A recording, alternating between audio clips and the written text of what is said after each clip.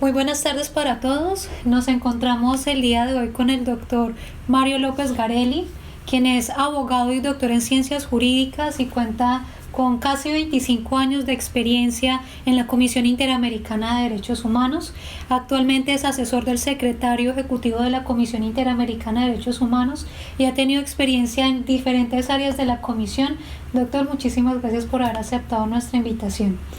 Gracias a ustedes, es un gusto muy grande para mí acompañarlos por este medio. Bueno, muchas gracias. Bueno, doctor, queremos aprovechar su experiencia en todo el trabajo que ha desarrollado en la Comisión Interamericana, principalmente para conocer ciertas particularidades dentro del sistema interamericano de derechos humanos. Y por lo mismo quisiéramos preguntarle un poco acerca de cómo nacieron la Comisión y la Corte Interamericana de Derechos Humanos y cuáles han sido las principales funciones que han desempeñado. ¿Cómo no? Bien, la Comisión Interamericana está celebrando, de hecho, este año su 60 aniversario. Fue creada en 1959 en la ciudad de Santiago de Chile, a raíz de una reunión de consulta de ministros de Relaciones Exteriores, y fue creada con un mandato muy general de promover la observancia de los derechos humanos, y el desarrollo de su mandato fue algo que caracterizó la Comisión, pues desde el principio no había una precisión muy clara sobre los detalles de ese mandato, a diferencia de la Corte Interamericana, que fue creada por la Convención Americana sobre Derechos Humanos en 1969, y la Corte sí ya fue creada con un mandato muy concreto y en el marco de un procedimiento de peticiones y casos individuales, y ambas tienen varias facultades similares, sobre todo en lo que se refiere al sistema de casos y peticiones y en lo que se refiere a las medidas, a las situaciones de gravedad y urgencia, donde la Comisión puede otorgar medidas cautelares y la Corte puede otorgar medidas provisionales. Pero sí hay una amplia gama de facultades que tiene la Comisión como un órgano cuasi judicial, y que también tiene un rol político y diplomático que la Corte no tiene y no debería tenerlo porque es estrictamente un tribunal de justicia. Pero son dos órganos completamente independientes uno del otro. No hay una relación ni de jerarquía ni de superioridad entre ellos, y más bien diría que hay una relación muy estrecha de colaboración en el ámbito de cada mandato. Qué bien. Dentro de esa historia que se ha desarrollado de la Comisión, y como nos mencionaba, la Comisión es previa a la Corte Interamericana, siempre ha sido muy curioso la forma en la que se empezaron a presentar peticiones, ¿no? Porque realmente la Comisión tenía la facultad de recibir peticiones para esa época. Claro, en el momento que se crea la Comisión no tenía esa facultad, y eso es parte de lo que mencioné del desarrollo del mandato, que lo fue implementando en la práctica, hasta que en 1965, 6 años después de su creación, sí el estatuto le otorga a la Comisión la facultad de procesar casos individuales, a diferencia de la Corte, que sí ya en su creación en un tratado tiene esa facultad claramente delineada y definida con un procedimiento que no existía en el momento que se creó la Comisión. Y en relación con el sometimiento de los casos que se presenta dentro del sistema de peticiones, ¿quién puede someter un caso ante la Comisión Interamericana y quién puede someter un caso ante la Corte? Pues toda persona, todo grupo de personas puede presentar una petición. Hay un dato curioso, poco observado, no diría poco conocido porque sí está en la propia Convención Americana, pero habla de cualquier persona o cualquier organización reconocida en alguno de los Estados miembros. Es decir, que una ONG que no tuviera oficina en algún Estado miembro, de acuerdo a la Convención, no estaría facultada para presentar peticiones. Es un dato curioso, pero lo cierto es que todas las organizaciones que trabajan en el hemisferio tienen esa facultad. Cualquier persona, la propia víctima, sus familiares, etc. el acceso al sistema es muy amplio. No es necesario presentar un poder ni acreditar siquiera que uno viene en representación de una persona o un grupo. Simplemente la sola presentación se analiza en cuanto a sus méritos y los requisitos formales, pero repito, no se analiza la autorización. Se pueden presentar peticiones, y ha sido el caso que hemos recibido peticiones donde la presunta víctima no tenía conocimiento de que se presentó una petición en su nombre.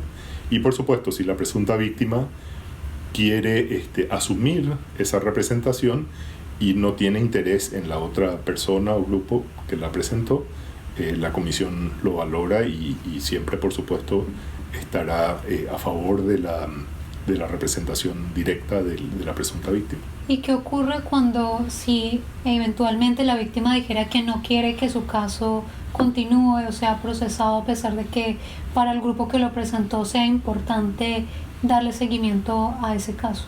Esa es una posibilidad muy interesante, y en eso la comisión tiene una facultad más similar a un ministerio público en ese aspecto, porque la comisión puede, de hecho, tiene también la facultad de iniciar de motu propio, es decir, de su propia iniciativa sin peticionario, lo cual ha hecho en algunos casos, de iniciar de oficio peticiones. Entonces, asimismo, por la misma lógica, la comisión también puede continuar de oficio con el trámite de una petición, incluso con el expreso desistimiento de la presunta víctima. Son casos muy, muy extraordinarios y muy poco usuales, pero la posibilidad sí está dada por esa naturaleza que tiene la comisión de velar por el interés público de derechos humanos. Y en el caso, ha ocurrido o se han escuchado en algunos momentos casos en los que las personas no plantean una violación directa de un derecho humano, sino más bien un caso abstracto. Por ejemplo, cuando hay una ley que aparentemente va a vulnerar derechos, pero no se ha dado en un caso concreto. ¿Es posible que se pueda dar trámite a una petición en esos términos? No, en ese tipo la comisión siempre necesita de una persona, de una víctima concreta, y por supuesto otro de los requisitos esenciales para poder iniciar el trámite y para admitir la petición es el agotamiento de recursos internos. Lo cual impediría el trámite de ese tipo de peticiones en abstracto.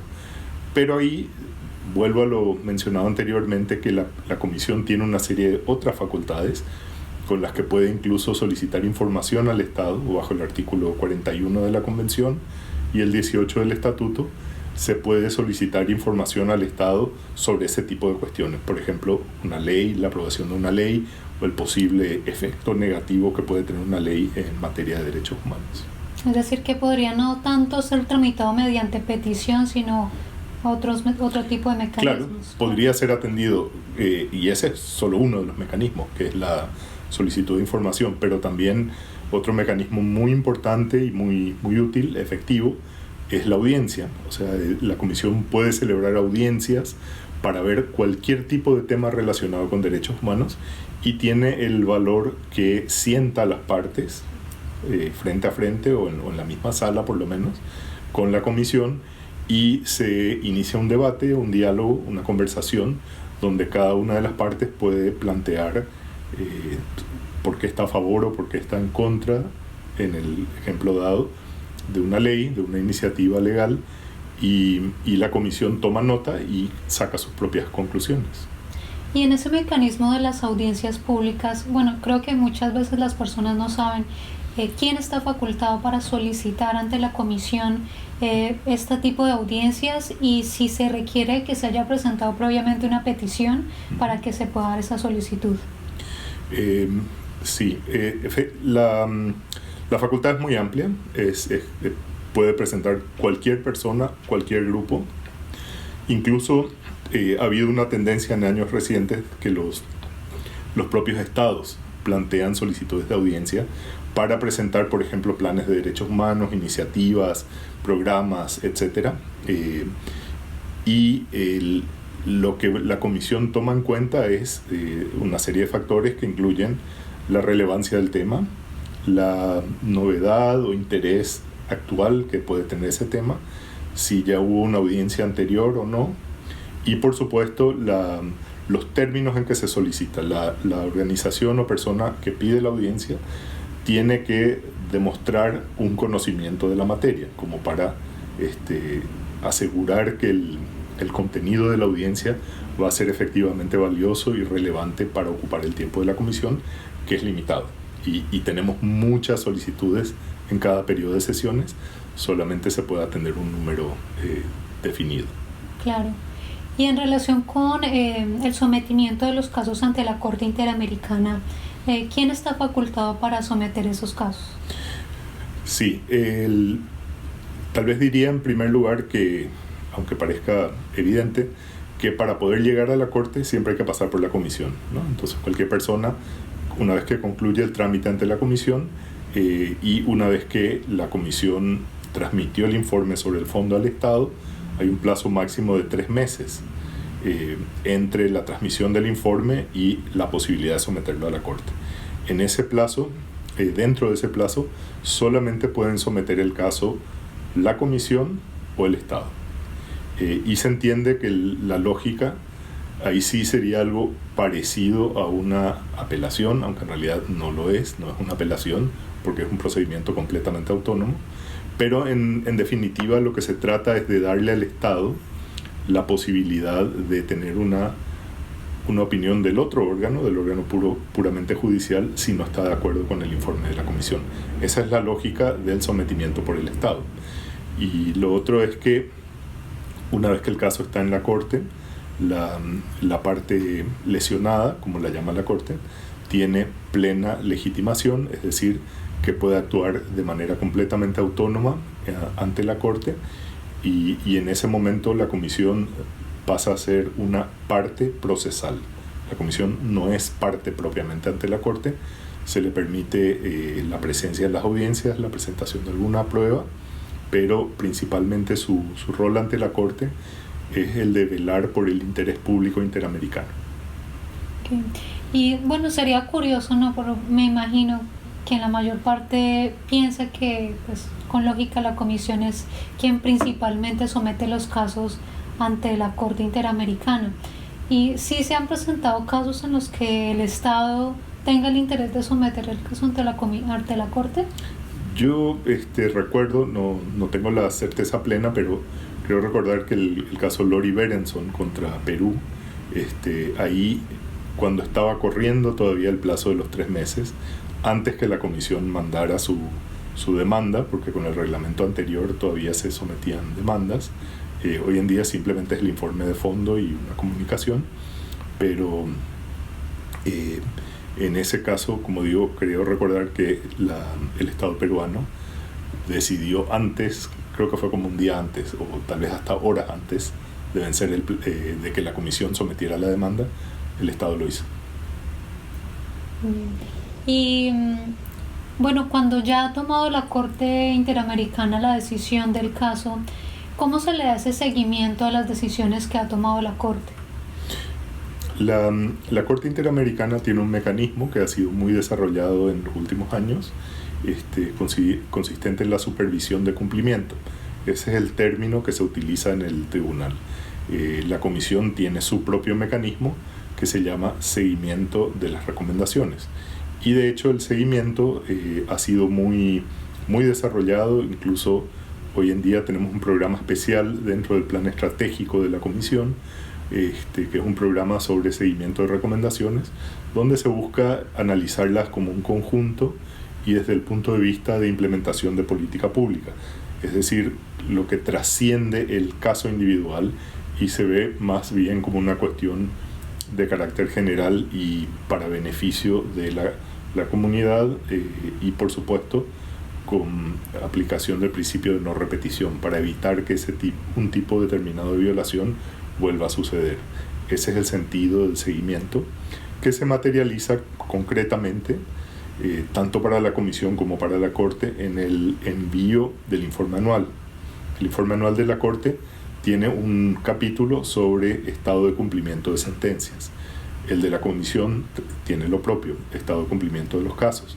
Entonces los casos se consideran pendientes, tanto en la comisión como en la Corte, hasta que haya información sobre el pleno cumplimiento, o mejor dicho, hasta que la información presentada por las dos partes lleve a la comisión o a la Corte a concluir que se ha cumplido plenamente la decisión. Y solamente en ese momento se da el archivo definitivo del caso por cumplimiento. Bueno, se ha escuchado a veces que los estados consideran que ya está cumplida la decisión, pero que las partes, la parte peticionaria o las víctimas consideran que no lo está, o la propia comisión. ¿Qué se hace cuando hay ese debate? Pues sigue la manera práctica en que sucede es que se mantiene ese asunto, ese informe, en el capítulo respectivo del informe anual. Es decir, que se planteó este año, en el 2018, el último informe anual de la Comisión. En ese capítulo, el Estado pudo haber informado este año que considera cumplido. La Comisión valora y siempre toma nota de la posición de los peticionarios y decide si hay cumplimiento o no. Y si la Comisión considera que no se cumplió, o si la Corte considera que no se cumplió, sigue bajo seguimiento o supervisión de cumplimiento respectivamente. Bien, es decir que hasta que definitivamente no haya un 100% de cumplimiento no se va a poder archivar el caso. Así mismo es. Y ahí debería decir que hay una serie de otros factores. Es un sistema de garantía colectiva, por lo cual los estados son los que tienen la obligación de asegurar el cumplimiento.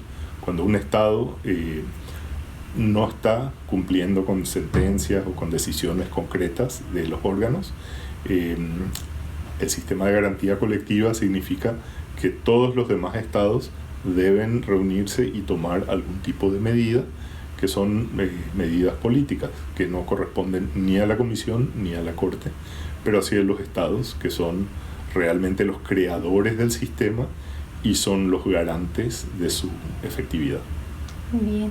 Y bueno, una última pregunta que cuando mencionabas lo de los estados lo pensaba.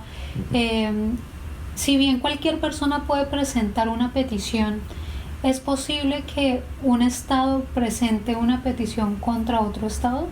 Sí, esa también es una posibilidad contemplada en la Convención Americana. Es poco conocida y ha sido poco aplicada. De hecho, solamente hay 2 casos en la historia de la Comisión, en la historia del sistema, que fueron el primero un caso de Nicaragua contra Costa Rica y el segundo un caso de Ecuador contra Colombia. Sí existe esa posibilidad, pero es algo más difícil el cumplimiento, sobre todo el agotamiento de recursos internos, porque por supuesto los estados tienen inmunidad de jurisdicción en los territorios de los otros, con lo cual un estado no puede demandar a otro internamente, solamente podría hacerlo ante la Corte Internacional de Justicia, pero sí puede hacerlo ante la Comisión y eventualmente ante la Corte, por considerar que hay alguna violación de derechos humanos en el territorio del segundo estado, pero sí, insisto, tiene que cumplir con el requisito formal de agotamiento de recursos internos, presentación dentro del plazo y caracterización de violaciones. Claro. Y además deben tener la ratificación, ¿no?, de haber ratificado la competencia. Correcto. Para peticiones interestatales. Ese es el primer paso. Hay un artículo específico de la Convención Americana, que es el artículo 45, que establece esa facultad, pero esa facultad debe ser aceptada de manera expresa. O sea, un estado que ratifica la Convención Americana no está autorizando la presentación de peticiones interestatales. Debe primero ratificar la Convención y, por supuesto, si así lo desea, ratificar la jurisdicción de la Corte, pero también ratificar el artículo 45 de manera expresa, con lo cual da la posibilidad a otros estados que también hayan ratificado ese artículo de presentar peticiones contra dicho estado. Y claro, digo las 3 posibilidades porque eso es lo que permitiría a un estado plantear una petición contra otro, tramitarla en la comisión y eventualmente someterla a la Corte. Bien. Bueno, Mario, muchísimas gracias por la intervención y las aclaraciones. Yo creo que también se tocan temas bastante interesantes, ¿no? Que a veces no se conocen de la simple lectura de la convención. Así es. Entonces te agradecemos mucho tu tiempo y bueno, esperamos compartir en otro espacio. Bueno, muchísimas gracias por el interés en nuestro trabajo y por supuesto por el aporte que cada uno de ustedes hará sin duda a la defensa de los derechos humanos. Gracias.